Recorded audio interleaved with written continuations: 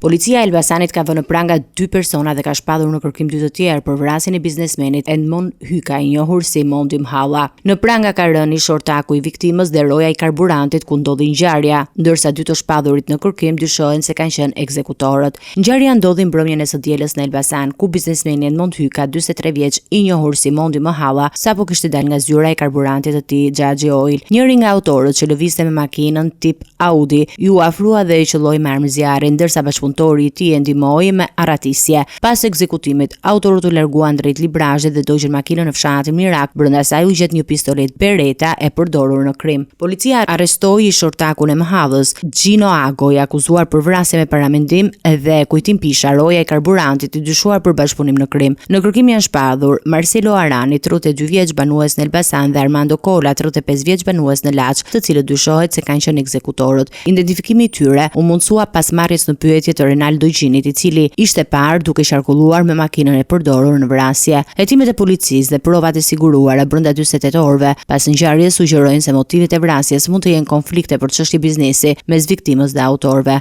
Autoritetet vijojnë operacionin për kapjen e të shpadurve në kërkim dhe për zbardhjen e plotë rrethanave të ngjarjes.